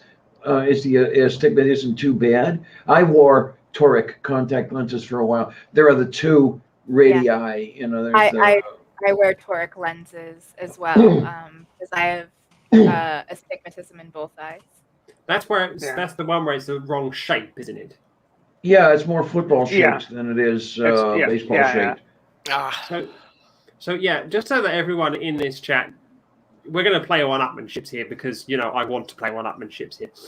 So when I Of course was, you do. So when I was about 3-4 days old, this eye, the optic nerve started to come through the pupil itself because there was an infection that was causing the eyeball to start doing weird things. So I've actually had surgical correction on this eye at about a week old. Okay, then. Well, which is why they got knew that I would first- need glasses from like a really, really young age. I got my first pair of glasses when I was 8, but that was back in the early 70s, and they didn't check kids' eyesight unless they realized they were having a problem in school. Yeah. So by all Well, if indications, we're- I probably needed them several years earlier at least. If we're I'm pretty playing the sure one- that for me it's been all along, that it probably from when I was born, my distance vision has always been blurry at best. If we're Honestly- if we're playing the 1-up game, Swede's aorta broke. Okay, that wins. But how is that related to eyesight? It's related to you and your because you were one-upping with your surgery. So I'm one-upping with Swede's surgery. Okay. It's hard to see when you're dead. Yep. Yeah. Okay, I'll grant you that one. It's very hard to see when you're dead. You may have a near-death experience, but when you're actually dead, you may struggle with actual vision. That may be one of the things that you're not that worried about. Mostly remember- dead is still a little bit alive. If they're all dead, all you can do is go through their pockets and look for loose change. Miracle Max. But I think I'll go for a walk. I remember my vision didn't get tested until I was in like kindergarten or first grade. And it was kind of like night and day because I sat in my same seat, but I could actually see what was written on the chalkboard. And it was like night and day. And I was like, wow, like, because I had no frame of reference. So like if I took my glasses off, then that was what my entire life had been up to that point. And then once you get glasses, it's like everything comes more into focus. And I'm like, So this is what I was missing out on. Like, I could have been seeing this without squinting, all this time. Okay, we're going to play the one-upmanship games here. Jenny, I have been dead. So that's Jenny's one-up into this at the moment. Can anyone one-up Jenny? Anyone at all? Nope. Okay, for anyone worrying, I was asking in jest. For anybody worrying. But I do see that when you play a clip of somebody, sometimes they turn up. I wasn't expecting Puck to turn up, but Puck has turned up in the live chat. So welcome, Puck, and anyone else who has been brought here by the magnetism of being clipped and shown on this screen. Oh yes, hello, Puck. Hello, Puck. I have only seen Puck about occasionally. Diana, when you say things in whatever language you're speaking, do you actually know what you're saying? Most of the time, it's complete nonsense. My ex used to call it fluent stupid. It's closer to what the Pentecostals do, that whole speaking in tongues, than it is to any language. Now, I will occasionally speak a few words here and there of German or Russian or Slovak. Now, Bože moi. Okay, that's perfectly legal Russian. That's perfectly legal Slovak. I mean, oh my God. Or Scheiße, zu viel Scheiße. Es ist scheißvoll. Well, that is German. That is shit, too much shit. It's full of shit. Stuff like that. But yeah, I used to drive my ex nuts with the fluent stupid. I started picking it up. I can't remember exactly what caused me to start doing it, but I was maybe about 10 or 11, and I was just putting sounds together that I would hear around me and form something kind of like a language, the way Sid Caesar used to do. I think Stephanie will know that name,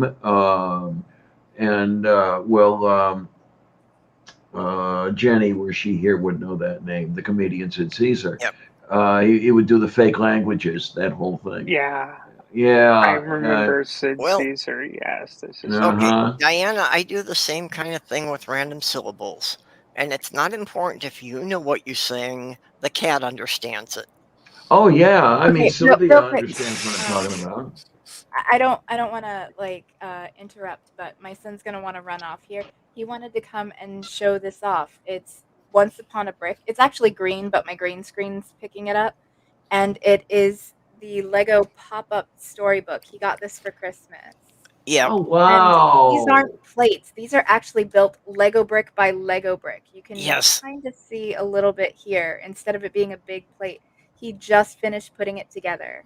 Those are so cool. I've seen those reviewed. I haven't actually seen one in person yet. Hold on, let me turn off my green screen so that I can actually show it better. Just as an aside, a friend of mine who's a really, really good sailor is a Lego designer. So he designs the things you can build from Lego. Stuff. Oh wow. He's a fucking amazing human being. He's just a really, really cool guy. And we stayed at his house he lives in the Annapolis area, Annapolis, Maryland area. We stayed at his house, and he has this one room that is just chock full of Lego pieces, and the Lego pieces are all over the floor, and you don't want to go in that room barefoot. Hey, Purple, does that sound familiar? Yeah, my ex had outlawed Lego from the main floor of our house. Legos are everywhere in my house.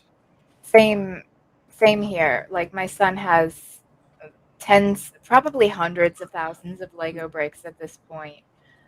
There's just tons and tons of storage bins because every birthday, every Christmas, he gets a bunch. But then also, my sister likes to spoil him, so she treats him to a new Lego set like once a week. I mean, smaller ones, the $10 to $20 like level ones, but even still, it adds up when you've got like 400, 500, 800 pieces like that set right there.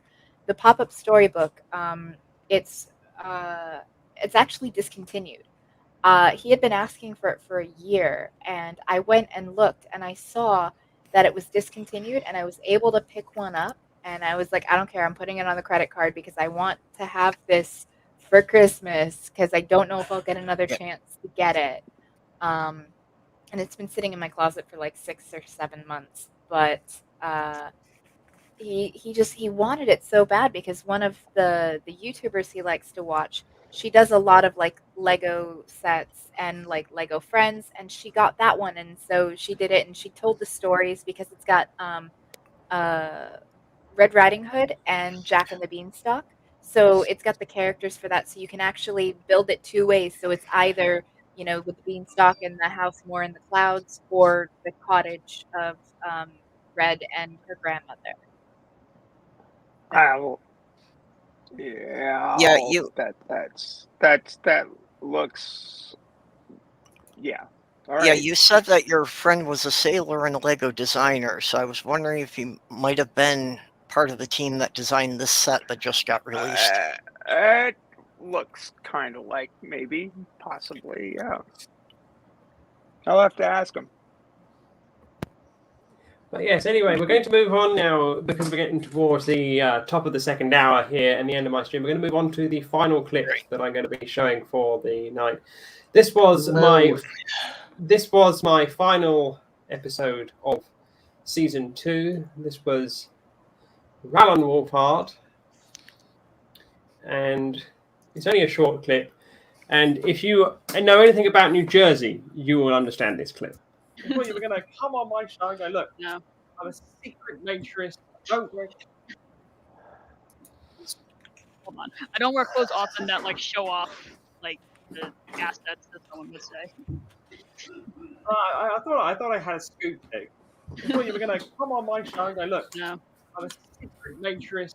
Don't wear clothes. There's a scoop on Chris Christie here in that beach. Here's some fun facts about New Jersey. One, we have, I think, the largest nudist beach, or clothing optional beach, in New Jersey. So it's illegal in New Jersey to be like nude on a state beach. However, there's this one section of beach that's like, along like the north, it's federal land. So technically not bound by New Jersey laws. So it's a clothing optional beach. I've never been there, but that's just a fun fact about New Jersey.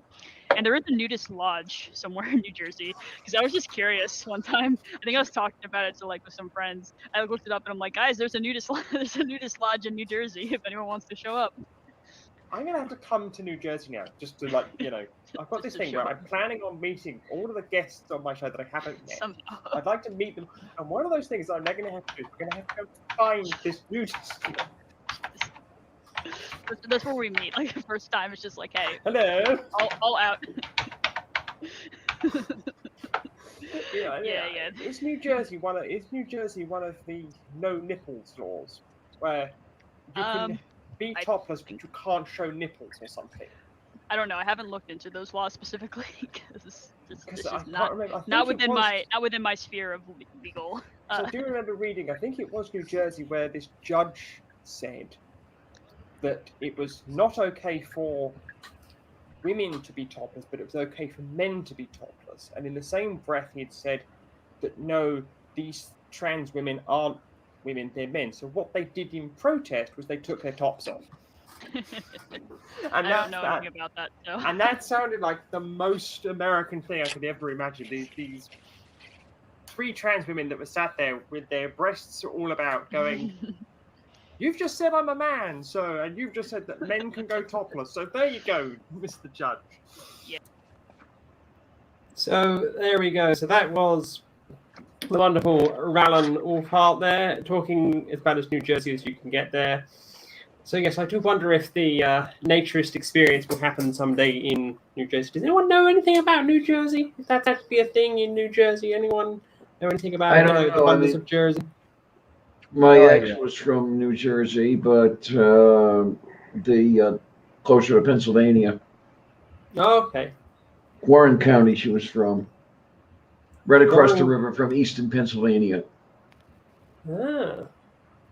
To the best of my knowledge, the only function of New Jersey is to be a parking lot to take the train into New York City. Pretty much, pretty much. The only thing I know about New Jersey is just the Jersey Devil and Claire. Yes, And, they're one and the same. Jersey, Have so- you ever seen them in the same room together? And then my dearest friend in all the world was from New Jersey, but well, he is no longer with us. So we're coming towards the end of this wonderful stream. Does anybody in my chat that's on stream with me want to say anything in the next 10 minutes before I segue everyone over to Swede's channel? Anybody want to say anything as the wrapping up? Because we're getting towards that point in my stream. Please don't be rude. Well, I'll be the first to say I'm sorry for coming in very late. Junie, you came at all. This is wonderful. People came before you. People may not come after you in my stream, but the fact that you're here at all is wonderful to start with. I think today was the first day that we probably properly met. Would that be accurate? No, we've had, I guess we've talked once at Beck's stream. Yes. I don't know if it was a I'm on- live stream or not. I'm on but... so many streams that I meet so many people. I do apologize now if I have in any way inadvertently in somewhere in the recesses of my mind placed that conversation that we had together. I do apologize for that. But I think Kitty, it's the first time that I've properly met you. Yes, it is. It is. So what's your take on me and my ego in my sauna? What's your take? Honestly, I mean, I don't mind taking my goddess. Like, I'm either Empress of Hell or Goddess of Sewing. Like that. If I'm on my phone, it has the Goddess of Sewing, because I've got my brother machine over here, and I do a lot of sewing. Okay.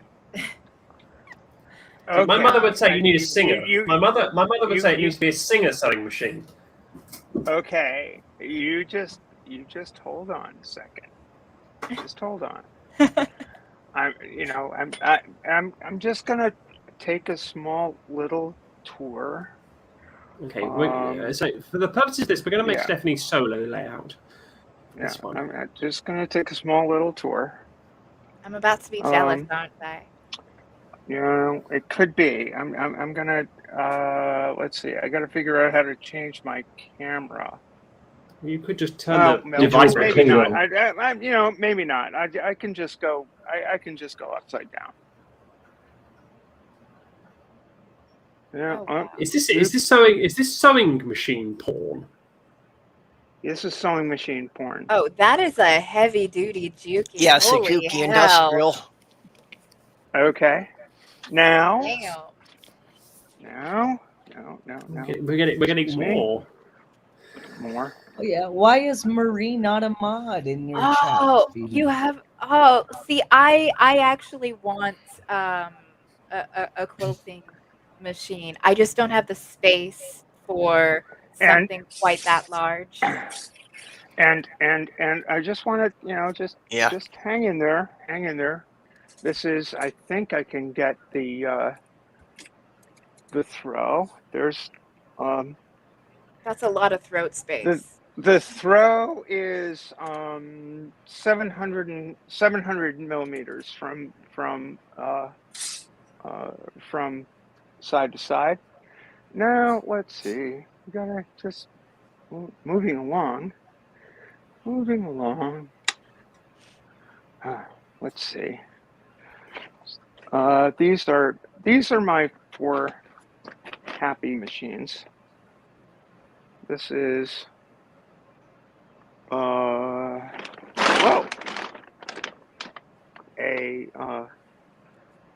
Singer That is ancient. Yeah, it is ancient, but it does a faggoting stitch. It does a triple step. Wow. Yeah, if So Will was yeah, here, he really and then the last production machine is this beauty, which is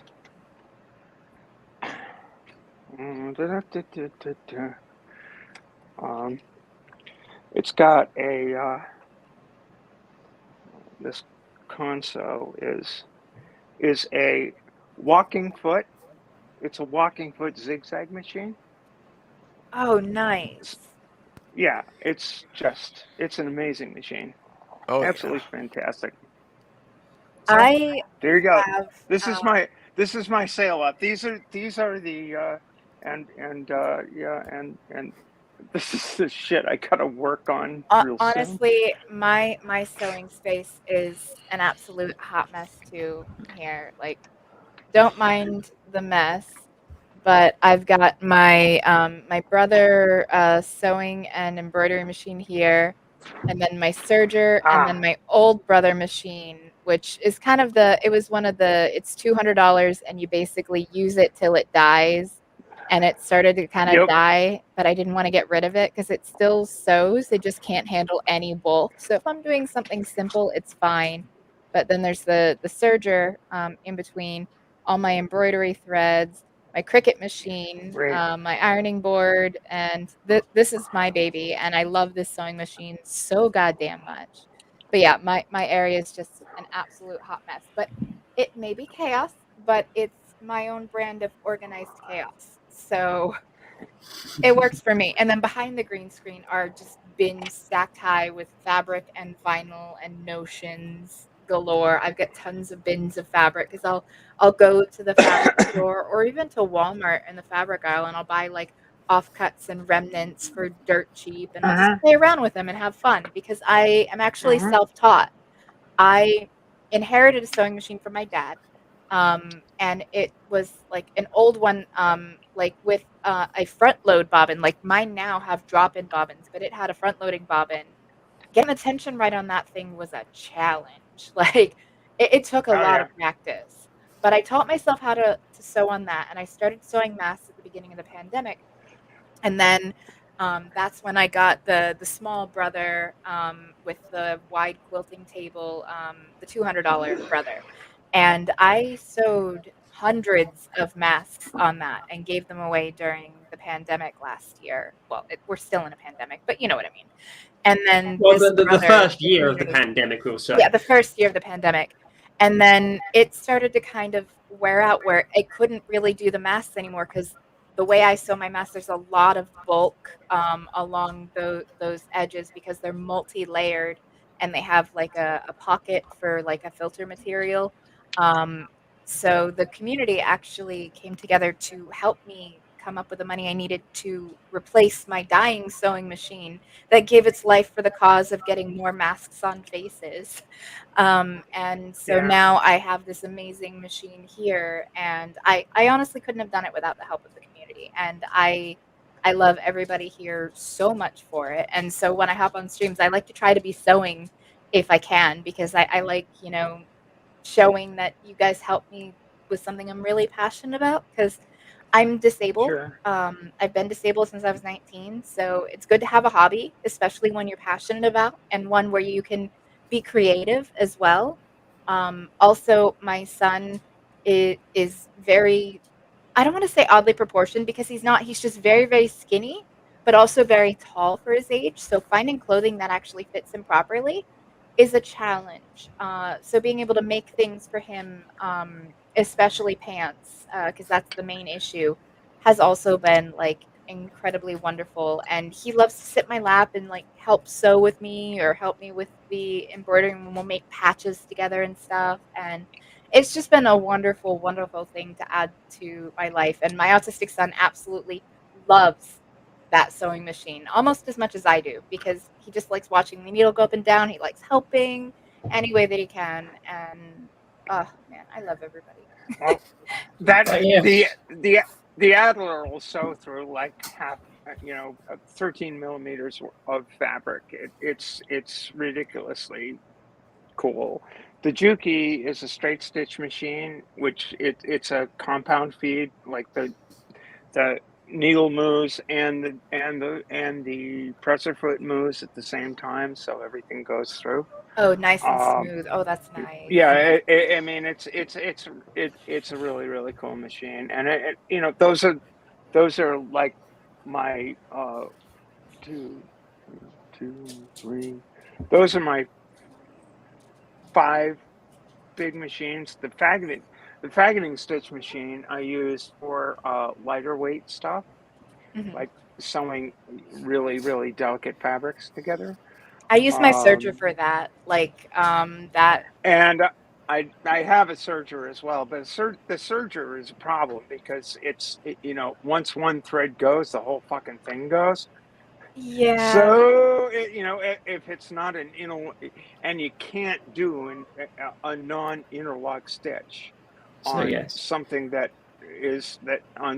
has to be structurally sound, because if one thread breaks, then there goes the seam. It doesn't work. Gonna have to jump in here. Sorry. I'm going to break this conversation. No, it's wonderful. I was enjoying listening to this sewing. I was enjoying listening to the sewing machine porn, but we are coming towards the end of this stream, and we will be shortly going to stream with Swede. So for the next part, if everybody at the end of this stream can go and see Swede. And Swede, why should people come and watch you when they have finished watching me? I hope they can, because YouTube is telling me that their keyframe frequency is out of whack. Anyway, technology, I gotta love it. Well, Mikey and I are certainly over here, and so if anybody wants to sit around and talk about whatever, your presence, or whatever else you want to talk about, it's fine. Really, that's it. We're just trying to finish things up and get into the home stretch and raise. If we can raise any more money, that would be good. So I would like to say a very big thank you to everyone who came before me. The full list of people who came before me on this wonderful stream can be found on Purple's channel. I'd like to extend a very, very big thank you to Purple for organizing this stream. I know that I think it's 26 hours that's going from. I think we're going from New Zealand daylight time all the way around to Hawaii Aleutian time. Yeah, actually it takes 48 hours to wrap all the way around. So 48 hours, and we're going all the way around from New Zealand daylight savings time to, is it American Samoa time? Yeah, American Samoa is the last place on the international date line. Okie dokie. So that's where we are heading. So in the main chat, you will find that we should all be heading over to Swede's channel very, very shortly. I'd like to thank everybody who has turned up in my stream tonight. So that is thank you to Diana, Purple, Stephanie, Ben, who is the only trans man in the room, but we love him. And there are more trans men floating around. Kitty, Swede, Junie, and to Jenny and Chaos, who were here earlier, we say thank you to you. Well, tomorrow evening, I will be interviewing a wonderful trans man in New Zealand called Jack Atira. We will be talking about being trans and being HIV positive, and being trans in New Zealand and being trans in England. He's one of my oldest friends when he lived in England. I've known him since the beginning of my transition all those years ago, and I've known him since the beginning of his transition all those years ago. So please tune in tomorrow to my channel. But I should like to say this has been a Phoebe J. Rose production as part of the Purple Rhymes with Orange Christmas Marathon stream, and I thank you all for showing up, and have a very Merry Christmas.